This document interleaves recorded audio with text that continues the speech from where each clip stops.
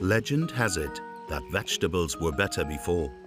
So we are going to go back in time and visit the hallowed French Academy of Agriculture.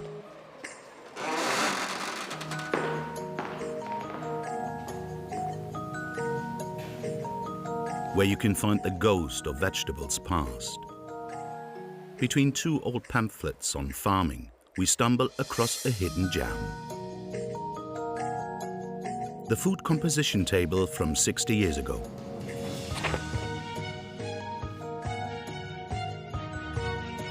It shows the exact amount of vitamins and minerals that every fruit and vegetable contained at the time of writing.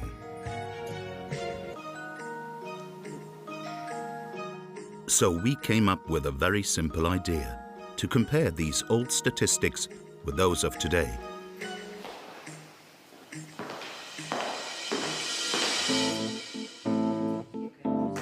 This information is no longer kept in old paper books. It is now kept on the internet. We discovered a little-known fact.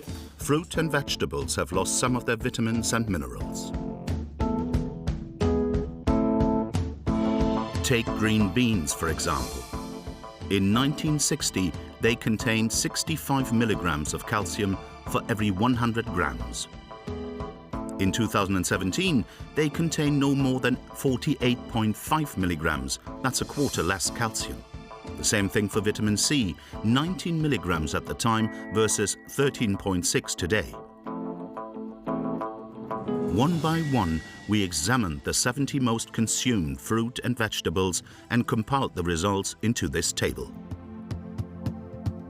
The results show a dramatic deterioration.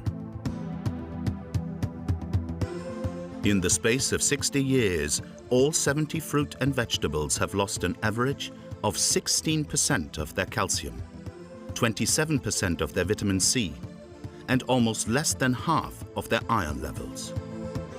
For several years now, an American researcher has been warning us about this loss of nutrients. So, best of luck. Thank you. Et merci à Monsieur Davis, que vous pouvez applaudir.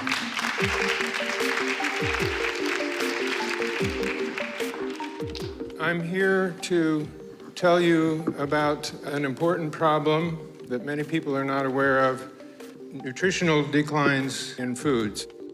Donald Davis is a biochemist. He has worked at the University of Austin, Texas.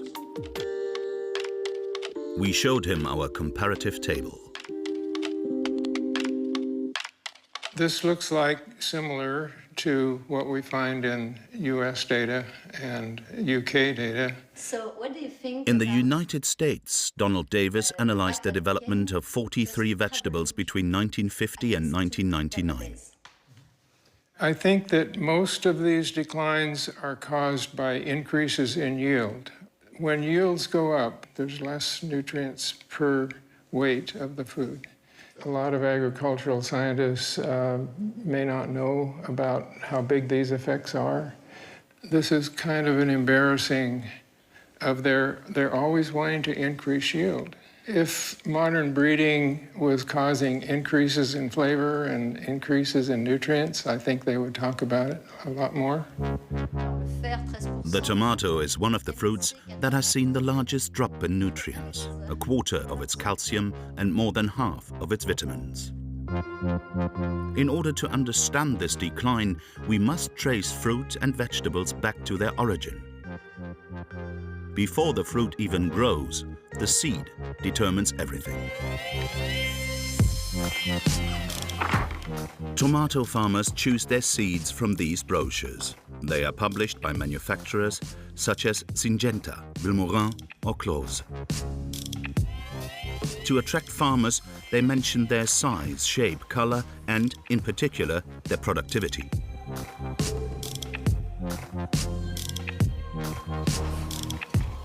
But most importantly are the letters HF1, which signifies a first-generation hybrid. And that's how we get a hybrid.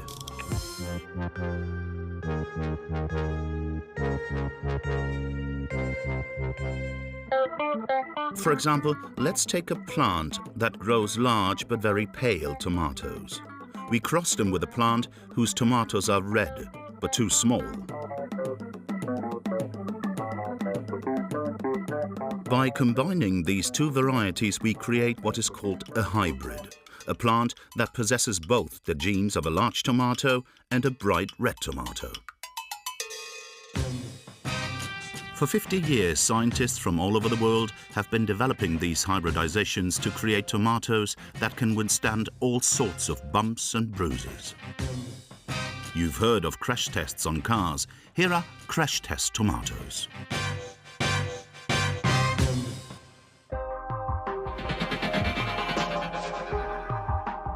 During the 1980s, these laboratory tomatoes flooded the market. But there is still one problem that no one has managed to work out. Tomatoes spoil very quickly.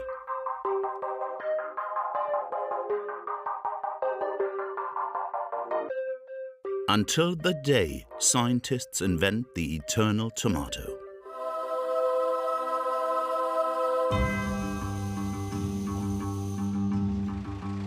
This miraculous tomato has been created in Israel. For 70 years, this country has revolutionized the farming industry. It has managed to grow fruit and vegetables in the middle of the desert.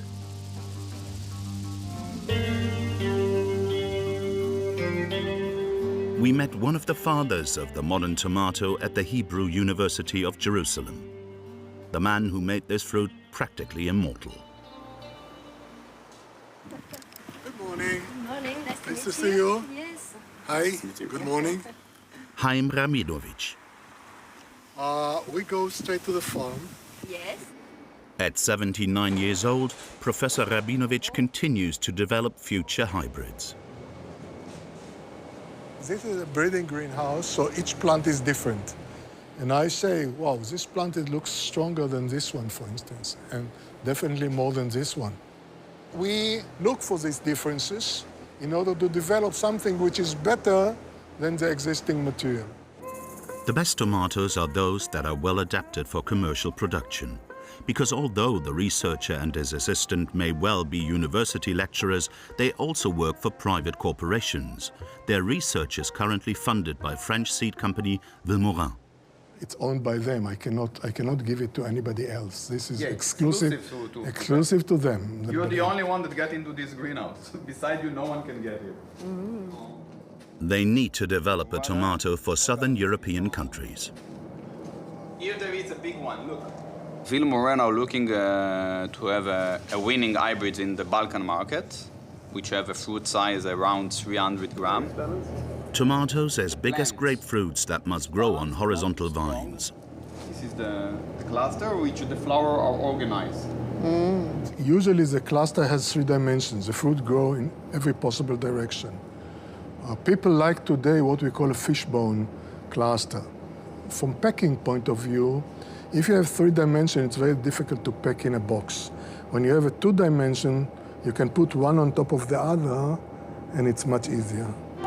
To create this hybrid, they have to cross 2 plants by placing pollen from one plant onto the flower of another. Here is the way you extract pollen. You need to come to the open flower. This is what we call artificial bee. Actually, you know what it is? It's an electric toothbrush. We just remove the brush and put a hook on top of it. You can see at the bottom, you can see yellow dust. And in 2 days, I will come with the pollen, and I will make the pollination. How many crossings you make for to have one hybrid at the end? To make a commercial hybrid, probably 400. 400 like that? 400 every year. Sometimes it's coming only from the 3rd year, so you can go to huge numbers. That is how, after thousands of cross-pollinations in the early 1990s, Haim Rabinovich and his colleagues invented the eternal tomato. This innovation has transformed the world market. Why you begin to work on the long shelf life? Because of this waste of 40% of the yield. Before this mutation, the limit was 2-3 days, 4 days at the most. When we exported tomatoes to Europe, and we exported a lot of tomatoes, we used to fly it by airplanes. Because if it has to go by boat from Israel to Marseille, the tomato will be mushy. Nobody will touch it. To extend its shelf life, the professor had to defy the laws of nature. The purpose of this tomato is to disseminate the seed for next generation. So the moment the seeds are ripe, it will fall off the bush, bump into the ground, explode, and all this juice will run all over as far away from the mother plant as possible in order to conquer more territory. We don't want it. It's undesired trait for human beings. And here we have a mutation that seemingly can provide a solution. Here is the Israeli researchers' idea. They have cross-pollinated a plant with regular tomatoes that decay within 3 days, with a plant carrying a natural genetic defect that prevents the ripening of the fruit. They have thus ended up with a long-lasting hybrid tomato that, once picked, will decay much slower. We led our own homegrown experiment. On one side, we have a hybrid fruit with a perfect appearance.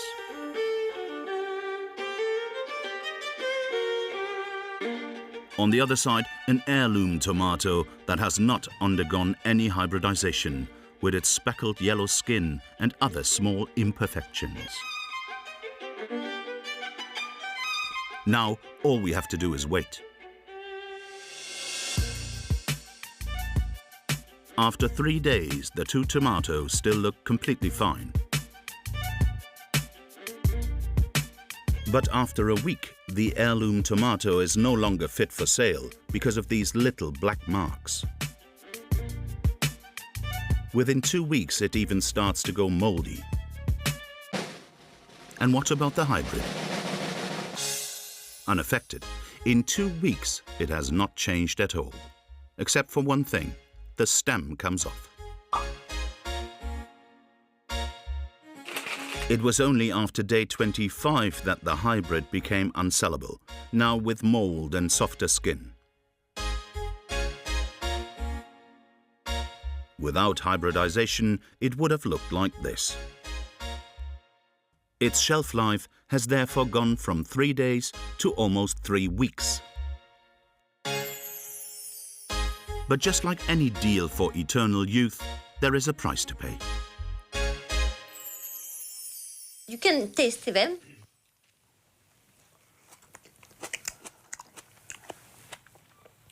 Tasteless. The genes for ripening inhibition, carry with them some negative traits. For instance, flavor. The taste deteriorates. And there were less nutrients, but... I don't know because we never measured it. Only later, in the 90s and the early 2000s, we started looking into the quality traits. I offered a project like that to many seed companies. I even gave it a name. I called it ACE tomato. Why ACE? Vitamin A, C, and E. And I said it will be much healthier tomato. We don't have it in supermarkets, this variety. The industries, they don't care. These manufacturers that Haim Rabinovich refers to are big names in the seed industry, such as the business Hazera, which has earned millions thanks to the long-life tomato. In 2003, this Israeli company was bought out by Limagran, a multinational corporation with a turnover of over $2.5 billion. After acquiring Hazera, the company became the world's second biggest producer of tomato seeds. Hazera test out their new varieties in the Negev desert out in the middle of nowhere. Yaron Giras is global head of the tomato department. Yael Rosenfeld is head of the communications department. This is for you, and then you put those two. This is our protocol for sanitation.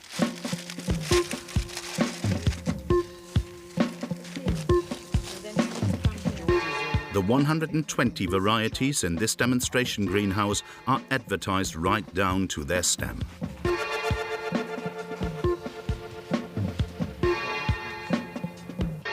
I'm going to show you, for example, tomatoes that we call it lamia. This is a very famous tomato in Turkey today. It's the green part of the tomatoes. It's like a mustache, you know? There is a special gene for this mustache? Yes, yes. So you see very, very nice color, very firm tomato. It's coming from the long shelf life family also. You mean it has a long shelf life? Genes, yeah. Genes? Inside, What yeah. is the percentage of all your variety that has long shelf life? I didn't calculate, but I assume today around 50-50. Long shelf life has a problem for the taste. Long shelf life, for a long time, we saw that it was influenced to reduce the taste of the tomato. And now we are going back and try to increase the taste again of the tomato. And Yaron Giras wants to prove it to us. In his opinion, the long life gene doesn't necessarily mean a lack of flavor. You like tomato? Yeah. Not everybody likes tomatoes, you know? Yes, I like tomato, but it's hard to find a good tomato right now, nowadays. Okay. Taste? Okay. Like a little bit We said acid, not all the tomato need to have a taste, because if you add olive oil and salt, you don't need taste.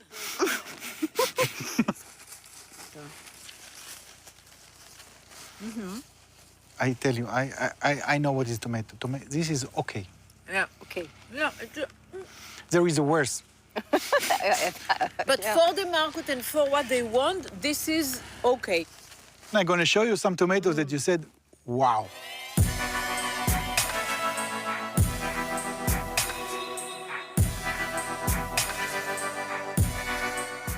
And I want you to taste this special Maggi and to tell me if you feel the different. תביא לי איתו. שנראה מה היא טוענת. לא טעים? לא, כי אני לא יודעת אם היא לא נראית מגי אמיתית עוד. היא לא נראית מצ'ור. C'est pas flagrant? What do you think? Different taste. It's not good as I want it to be. Yeah. Because it's starting. The cultivation just start. Yes. You see, you are the same people. We will come back to the taste, but what about the nutrients? Very little gel. What we're looking more and more is to have a good color, a good firmness, and a good taste. And The nutrients in tomato are still, it's a small player in the market. For cooking in Italy, for cooking. Is the hybridization of tomatoes one of the reasons for the loss of nutrients?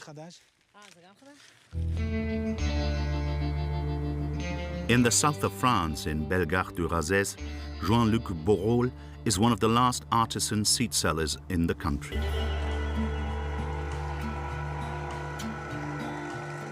Using his own tomatoes, he produces non-hybrid seeds. These are heirloom seeds. On va finir d'extraire les semences. Donc les graines, elles vont être au fond, elles vont pouvoir couler, et les peaux vont rester flotter au-dessus. Cette technique-là de faire ses propres semences, tout le monde le faisait avant, parce que chaque agriculteur savait que de la semence dépendaient les futures récoltes. Donc c'était vraiment quelque chose que chaque agriculteur faisait avec soin, simplement parce que, ne serait-ce que pour pouvoir manger, il fallait vraiment... le plus important, c'est la semence. Et maintenant, ils ne le font plus, parce qu'il y a des grandes entreprises qui le font pour eux. Donc c'est un geste devenu un peu rare. Ouais, presque hérétique.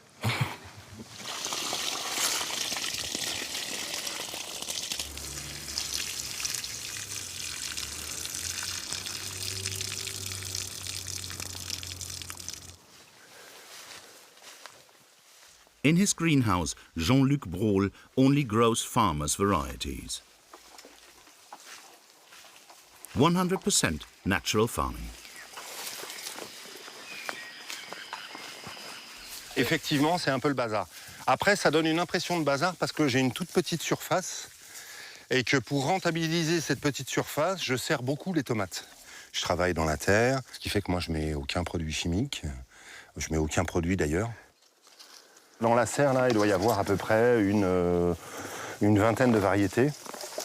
de tomates. Qu'est-ce qu'elles ont en commun, toutes ces tomates? C'est des variétés qui ne sont pas hybrides. Donc ça veut dire qu'il n'y a pas eu des croisements. Do these farmers' varieties contain more nutrients than hybrids? We are going to analyze them. On one side, we have Jean-Luc's tomatoes.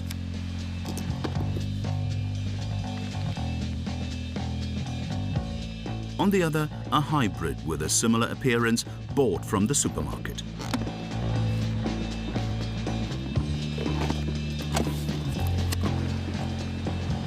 The very same day, we sent them to an accredited laboratory to measure their nutrient levels.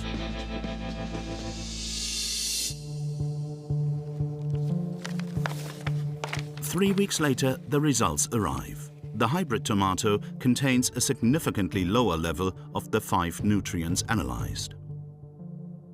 It contains 63% less calcium, 29% less magnesium, and 72% less vitamin C. The levels of lycopene and polyphenols, 2 antioxidants that help fight cardiovascular diseases, are 2 times lower in the hybrid than in the farmer's variety tomato.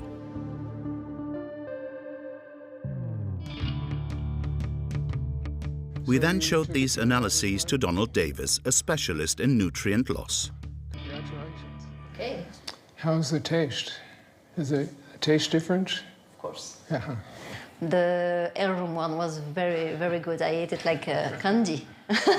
But the hybrid was tasteless, yes, of course. It's consistent with the idea that there is a relationship between taste and nutrient content. This was published by Professor Clay at the University of Florida, and he made the observation in this paper that many of the flavor components of tomatoes are derived from human nutrients. When you eat a tomato that has good flavor, that means that it probably also had good amounts of the nutrients that were used to make that flavor. It's a consequence of hybridization? It's consistent with all of the other evidence. Breeders select for yield, but they're also looking for other economic traits. And in the process of making that change, they also caused a change in the chemistry of the tomato. Hybrid varieties are less nutritious. So what does Le Magrin, owner of Hazera and the world's 2nd largest tomato seed producer, think of this?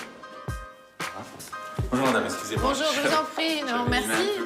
Non, non, il n'y a pas de... Jean-Christophe Gouache is one of the company's board members. Vous êtes un des très hauts responsables de l'Imagrin, qui est un des leaders mondiaux du marché de la semence. Est-ce que vous avez mesuré les nutriments dans vos tomates? C'est important la question que vous posez, parce que il faut regarder c'est quoi qu'est-ce qui fait la qualité nutritionnelle d'une tomate, ou la composition sur les éléments que vous avez dit. Ce sont essentiellement les conditions de culture, beaucoup plus que la variété. Est-ce que vous êtes en train de me dire que c'est un problème qui ne nous concerne pas? Oh, jamais de la vie. La qualité nutritionnelle des produits issus des variétés que nous commercialisons est un sujet qui nous intéresse. En Israël, justement, on a rencontré le professeur Rabinovitch. Oui. Vous le connaissez? Absolument. Vous savez très bien que c'est lui qui a inventé la tomate longue durée, donc c'est une tomate qui dure 3 semaines. Oui. Il nous a expliqué que le gène de longue durée bloque en partie la maturation du fruit et donc, du coup, le développement des nutriments. Mais on est ambitieux. Il va falloir qu'on soit capable... Les consommateurs nous demandent des tomates qui ont du goût et des caractéristiques de conservation qui sont également attendues par le consommateur et par le maraîcher et par l'ensemble de la chaîne de valeur. Mais alors justement, on se dit que si demain, dans les supermarchés, il y avait un scanner à nutriments, et donc si en tant que consommateur, moi, je pouvais passer mes tomates au scanner et savoir immédiatement s'il y avait des nutriments ou pas dedans, vous, en tant que producteur de semences, vous diriez peut-être, si le consommateur peut le savoir, peut-être qu'il faut qu'on s'en occupe. L'important, c'est de manger plus de légumes pour nos concitoyens, en termes d'équilibre alimentaire. Maintenant, s'il y a un jour, je ne sais pas quelle est la science-fiction qui fera que le consommateur pourra avoir un scanner à nutriments. C'est en développement, en fait, hein. Ça va exister bientôt. Mais là, du coup, s'il y avait ça, peut-être que vous vous en occuperiez plus. Je vais rester cohérent avec ce que je vous ai dit. Je pense que les producteurs de tomates qui ont le plus gros impact sur la composition des tomates auraient à s'en occuper au premier chef et plus rapidement que nous, parce que c'est eux qui ont l'impact le plus important. The hybrids offer another great advantage for seed suppliers. Their seeds are single-use.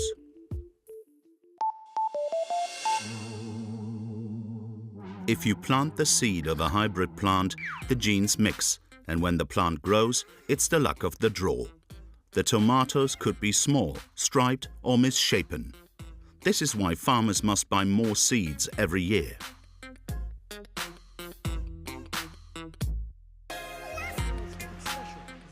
A profitable market, given that the manufacturers sell these tomato seeds at a very high price, like Limagrin in Israel. How much is 1 kilo of seeds of this kind of tomato? This kind of tomato today can reach the 400,000 euro. What? For kilogram of seeds. What?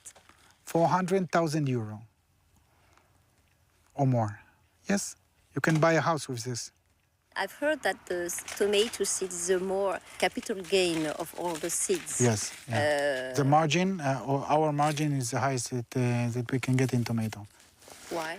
Because it's expensive seeds, and there is a lot of demands.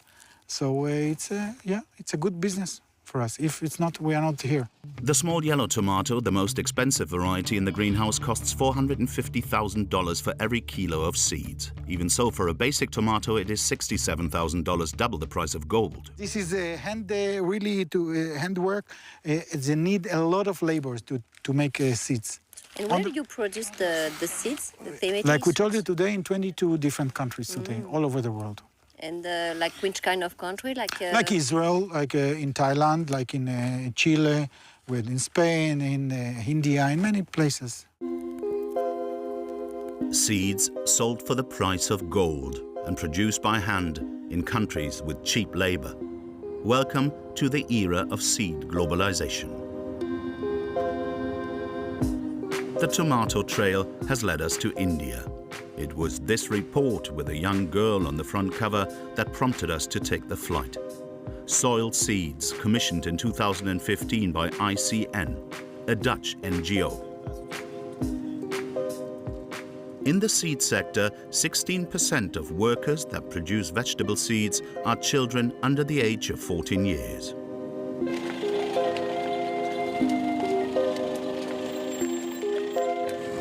These seeds are produced in the state of Karnataka, in remote villages that are amongst the poorest in the whole country.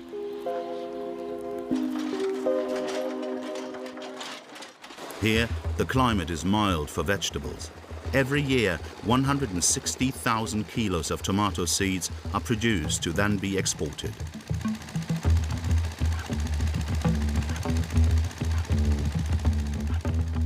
The 5 biggest multinational seed companies can be found here on this plain: BASF, DuPont, Bayer Monsanto, Syngenta, and Limagrin.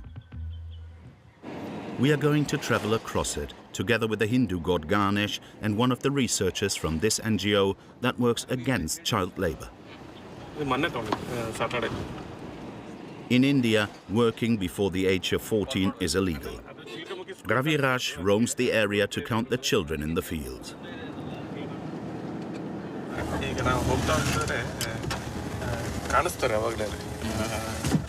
ನಾವು ದೂರಿಂದನೇ ನೋಡಿದಾಗೆ ಅವ್ರ head count ಮಾಡಿಸ್ತೀವಿ at least ದೂರಿಂದನೇ ನಾವು identification ಮಾಡ್ಬೋದು ಅವರು smart ಆಗಿದ್ದಾರೆ ದೊಡ್ಡದಾಗಿದ್ದಾರೆ ಅಂತೇಳಿ right side ಮಕ್ಕಳಿಗೆ ಕಲ್ಲಂಗಡಿ ಬೀಜನ ತೆಗಿತಾ ಇದ್ರು. Along with our translator, we approached the children. These young girls have been hollowing out watermelons for hours in order to remove the seeds. It is 86 degrees Fahrenheit in the shade.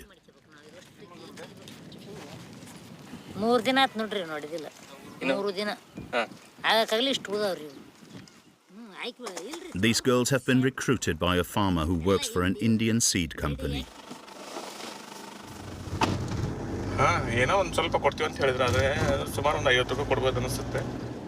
According to Ravi in Karnataka, the tomato hybrid industry is one of the largest employers of child labor.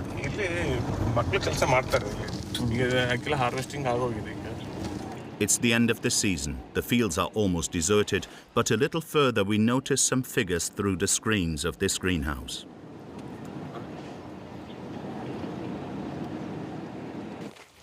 This farm is a subcontractor of the Swiss multinational Syngenta. Around 10 workers prune the tomato plants.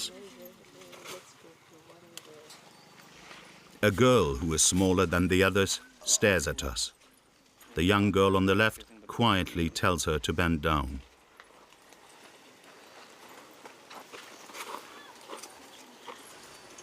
Class ಅಂತ ಓದಿದ್ದೀರಾ ನೀವು ಶಾಲೆಗೆ ಹೋಗೋದಿಲ್ಲ ಒಟ್ಪರಿಗೆ ಹೋಗಿ ಶಾಲೆಗೆ ಹೋಗೋದು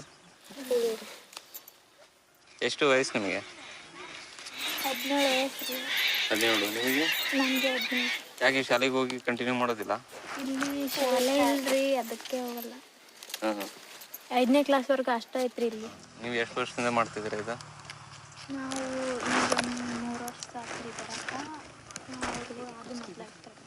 ನಾವು 3 ವರ್ಷ ಆತ್ರಿ ನಾವು ಬರಕ ಬೇರೆ ಬೇರೆ ಕಂಪನಿ ಚೇಂಜ್ ಆಗ್ತಿರುತ್ತೆ ಇದು ಒಂದೇ ಕಂಪನಿ ಇದು ಒಂದೇ ರೀ ಎಷ್ಟು ವರ್ಷದಿಂದ ಮಾಡ್ತೀರಾ ನೀವು ತೋಟದಲ್ಲಿ 5ನೇ ಕ್ಲಾಸಿಂದ ಬಿಟ್ಟಾಕಿ ಯಾಕೆ ಕೆಲಸ ಮಾಡಿದೆ Is this young lady 17 years old? Our translator finds this hard to believe. I don't think she is 17. Looking at her, probably she is much younger than 17, which is very much apparent that she has been trying to hide her age. In Karnataka, 800 farms have a contract with Syngenta. It's the largest foreign contracting party. Naturally, we asked the Swiss multinational its thoughts on child labor. In response, an empty rhetoric of principles.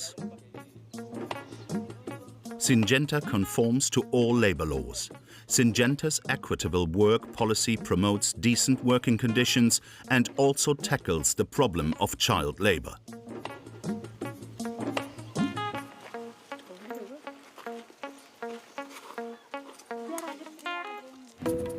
Why are children hired by farmers that work for these big seed companies? Dr. Davuluri Ventakeswalu, author of the report Soiled Seeds, is one of the main experts on child labor in India. For 15 years, this independent research worker has been investigating the production sector of hybrid seeds. The hybridization activity is very, very delicate. It requires a lot of skills. The children are preferred because they can do this repetitive activities very faster than adults. And also they are more obedient, we can say. 2 children can do the work of 3 adults. That is the kind of calculation farmers have. According to this researcher, farmers cut wages for one simple reason: the low prices set by the multinationals. The farmers are struggling actually to have a good profit margin if they have to hire labor and pay good remuneration to the workers. The margin will be very nominal, or sometimes there won't be any margin for the farmers. Davuluri Venkateswalu's battle has begun to pay off. The proportion of children working in the seed industry under the age of 14 has been reduced from 16 to 10%. But another part of the population is still being exploited. Traveling through Karnataka, we made another discovery. In the tomato seed fields, we only saw women. We found out why during our visit to Chaman Gowda Doda Goda's farm. Tomato for who? HM class, 3 variety only. In India, Limagrin operates under the name HM Clause. The French seed company is in contract with 600 farmers in the region. Crossing running ಮಾಡ್ತಿದ್ದಾರೆ. Bent over under the blazing sun, these women remove the pollen from flowers with tweezers for 8 hours a day. ಈಗ ಬರೀ ಇಲ್ಲಿ ಮಹಿಳೆಯರು ಕೆಲಸ ಮಾಡ್ತಾರಲ್ಲ, ಅದ್ಯಾಕೆ ಗಂಡಸರಲ್ಲಿ ಮಾಡೋದಿಲ್ಲ? ಅವ್ರ ಗಂಡು ಮಕ್ಳು ಅಂದ್ರೆ ಕಡಿ ಹೊರಿ ಹೊರ್ತಾರ, ಬಂದ್ರೆ ಎಬ್ತಾರ, ಬೀಳ್ಸಂದ್ರೆ ಬೀಳಿಸ್ತಾರ. ಆಮ್ಯಾಗ ಸಿಗಂಗಿಲ್ಲ. ಆಮೇಲೆ ಕೂಲಿ ಅವ್ರಿಗೆ ಜಾಸ್ತಿ ರೀ, 300 ರೂಪಾಯಿ ಕೂಲಿ ಗಂಡು ಮಕ್ಳಿಗೆ ಆದ್ರೆ. ಇವ್ರಿಗೆ ಆದ್ರೆ 200 ರೂಪಾಯಿ. Their heads buried in pollen and fertilizers for just $2.80 a day. It is not much, and what's more, it is illegal. In India, employers must comply with the minimum wage. It is 330 rupees in the agricultural industry, the equivalent of $4.80 a day. These women therefore earn 40% less than the legal minimum wage. ಯಾಕೆ ಇಲ್ಲಿ ಅಷ್ಟು ದೂರದಿಂದ ಬಂದು ಮಾಡ್ತೀರಾ? ನಮ್ಮ ಕಡೆಗೆಲ್ಲ ಈ ಕೆಲಸ ಇಲ್ರಿ. ಅಲ್ಲೇ ಗದ್ದು ಭತ್ತ ಕೊಯ್ಯೋದು, ಗೊಂಜಾಳ ಮುರಿಯೋದ್ರಿ. ಮತ್ತು ಅವನ್ ಬಿಟ್ರೆ ಕೆಲಸ ಇಲ್ರಿ. ಅಲ್ಲಿ ಈಗ ಕೆಲಸ ಇಲ್ರಿ. ಅಲ್ಲ ಹೇಳಿದ್ರಲ್ಲ ಸೊಂಟ ನೋವು, ಗಂಡು ಇವ್ರು ಹೇಳಿದ್ರೆ ನಾವು ಬರೀ ವೇಟ್ ಹತ್ತೇನೆ, ನಿಮಗೇನು ಅನ್ಸುತ್ತೆ? ಮತ್ತು ಕಣ್ಣಿಗೆ ಕಣ್ಣು ನೋವು ಬರ್ತೈತೆ ರೀ. ಇಷ್ಟಿಷ್ಟು ನೋಡಿ ಸುಲುದು ಸೊಂಟ ನೋವು ಬರ್ತೈತಿ. ಐತ್ರಿ, ಅವ್ರು ಹೇಳ್ದಂಗೆ ನೋವುಗಳು ಐತಿ. ಮತ್ತು ಈಗ ನಮಗೂ ಉಳಿಬೇಕಲ್ರಿ. ಕಂಪ್ನಿಯವ್ರ 1 kg ಬೀಜಕ್ಕೆ ಜಾಸ್ತಿ ರೊಕ್ಕ ಕೊಡಲ್ಲ ಸರ. 8,000 rupees per kg. ನಮ್ಮ ಪೇಮೆಂಟ್ ಸರ 10,000 ರೂಪಾಯಿ kg ಆದ್ರೆ ಅವ್ರಿಗೆ ಕೊಡೋ ಸಂಬಳಕ್ಕೆ, ಅವ್ರು ಕೇಳಿದ ಸಂಬಳಕ್ಕೆ ನಾವು ಕೊಡೋದಕ್ಕೆ ಗಿಡ್ದ sir. These farmers say they are forced to break the law because they need another $30 per kilo. Yet in Europe, Limagrin sells a kilo of seeds for an average of $67,000. Are the local Limagrin managers aware of these illegal practices? The following day, we decided to take a little visit to the Indian branch of HM Claws with a hidden camera. We got off to a bad start. They stopped us before we even got close to the building. Seeds company. You are looking for seeds company? Yes, that's it. What's the purpose? What? Purpose. We make a documentary about seeds in Karnataka. Europe means which country particularly? France. Oh, okay. 1 minute. Apparently, being French, like Limagrin, has its benefits. We are invited to enter the staff office Okay, Limagrin. to speak directly with the supervisor. Okay. The man is on the phone with head office. Because we have very strict information, instruction from head office not to allow any people. They are banned from speaking to us, but do not underestimate the famous Indian hospitality. Shall I have lunch first? Lunch? Maybe on y va, non? Manger un peu? Ok, on va voir. We go inside the storage facility where the seeds produced by the Indian farmers are dried before being exported.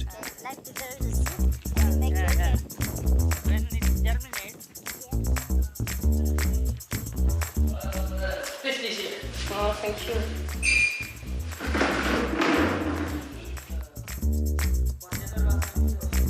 The site managers admit they are fully aware that the farmers do not abide by the minimum wage of $4.80 a day.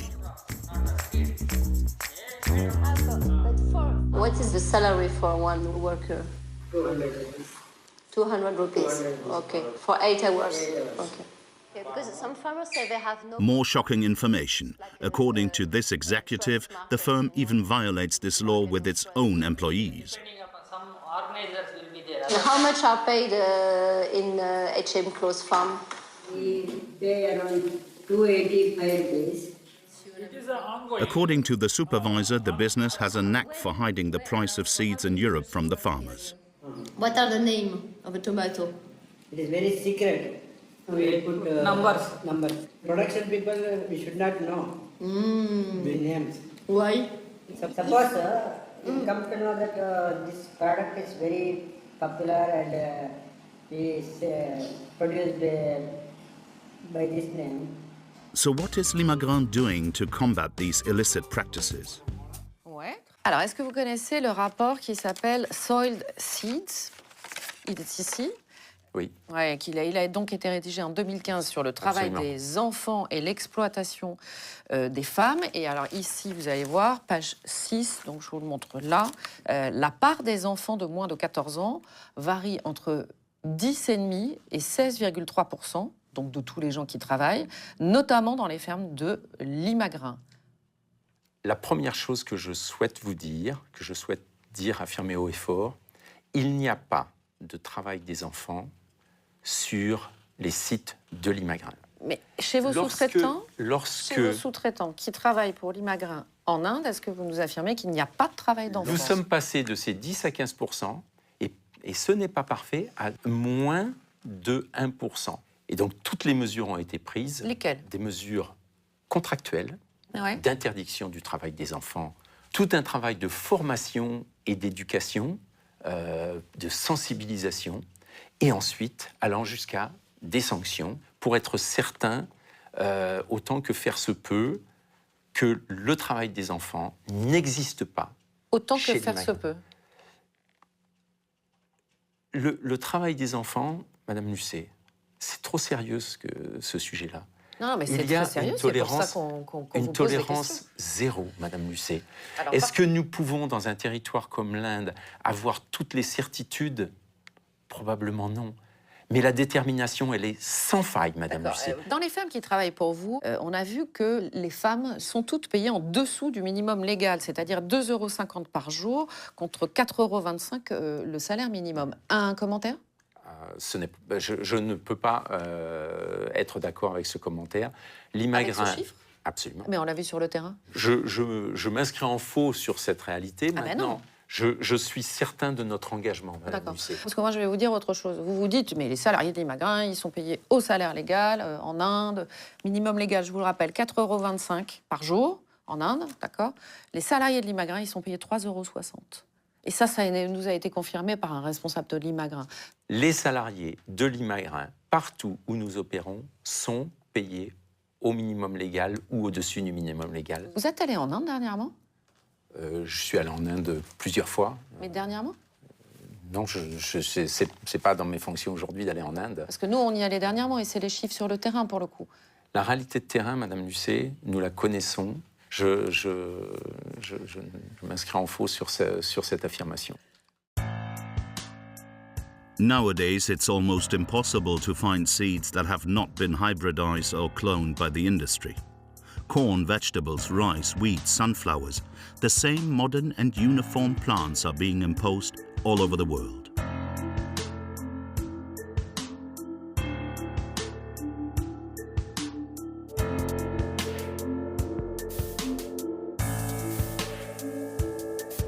As a result, 2/3 of all seeds sold in the world now belong to 4 multinationals: Bayer Monsanto, DuPont, Syngenta, and Limagrin. This privatization of nature is destroying biodiversity. In 2009, a man launched a global appeal to the United Nations. At the time, Olivier Descouter was a United Nations Special Rapporteur on the right to food. 75% of agrobiodiversity has been lost as a result of the pressure towards the adoption of uniform improved variety. We are meeting him at his home in Brussels. Despite his calm demeanor, c'est le bon sens agronomique, quoi. The former UN Special Rapporteur is frustrated that his warnings are falling on deaf ears. C'est un chiffre alarmant, c'est 75% de plantes qu'on a perdues, parce que la biodiversité n'est pas juste un luxe de botanistes, c'est essentiel à la sécurité alimentaire mondiale. Pourquoi? Parce qu'on ne peut pas anticiper à l'avenir le type d'insectes ravageurs qui va se développer, le type de maladie qui peut affecter les plantes, les impacts qu'auront les ruptures climatiques. On a besoin de ce réservoir de solutions pour l'avenir pour faire face à ces menaces que, par définition, l'on ne peut pas entièrement anticiper. Fragile plants is not such a bad thing for the large seed companies, because out of these 4 multinationals that dominate the world seed market, 3 are pesticide manufacturers: Bayer Monsanto, DuPont and Syngenta. La grande difficulté face à laquelle nous sommes, c'est que les agriculteurs reçoivent une sorte de package. On leur dit, si vous achetez ces semences, ça marche mieux avec ces pesticides, ou ça ne marche qu'avec ces pesticides, et ça marche mieux avec ces engrais. Et donc, on va développer des semences réactives aux intrants. Seeds are a perfect Trojan horse for these chemical products. As a result, 3 million tons of pesticides are sold annually worldwide. À terme, on va manger la même chose de Dakar à Miami, de Paris à Bangkok. En gros, c'est ça le monde de demain vu par les semenciers. Pendant des millénaires, l'on avait des semences en quantité, en variété très grande, et ces semences étaient améliorées au fil des récoltes, année après année, par les paysans, par des méthodes qu'on pourrait qualifier aujourd'hui d'artisanales. Progressivement, ce travail de sélection et de reproduction a été fait par des firmes spécialisées qui, du coup, ont mis sur le marché des semences permettant de produire des volumes importants de produits agricoles génétiquement identiques. La diffusion à l'échelle mondiale des semences industrielles dont les droits sont détenus par une poignée de grandes firmes transnationales signifie que pour beaucoup de petits paysans des pays en développement, l'agriculture ne sera tout simplement plus viable. Et donc on va assister à une progressive destruction de l'agriculture paysanne à l'échelle mondiale. Today, across the world, citizens and farmers alike are revolting against this programmed disappearance. They demand free seeds, seeds that do not belong to the giants of the agrochemical industry. In France, a number of people are organizing the resistance.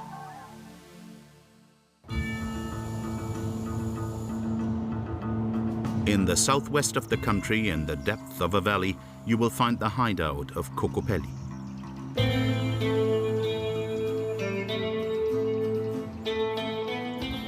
Ananda Guyer runs this non-profit organization. They are trying to protect traditional and forgotten vegetable varieties. Their collection includes 2,400 vegetables that are now rare, such as this beige-colored cucumber Puna Kera or orange Swiss chard. En fait, il y a une diversité de couleurs complètement incroyable et en fait, la standardisation de l'agriculture, elle a vraiment fait le syndrome de l'entonnoir sur les espèces et les côtes de blettes, en l'occurrence, pour à peu près tout le monde, une côte de blette, c'est soit vert, soit blanc, généralement blanc à large carde, etc. Alors qu'il y a une diversité complètement incroyable de côtes de blette et qui peuvent donner des couleurs de l'arc-en-ciel comme ça, qu'on n'a pas du tout l'habitude de voir.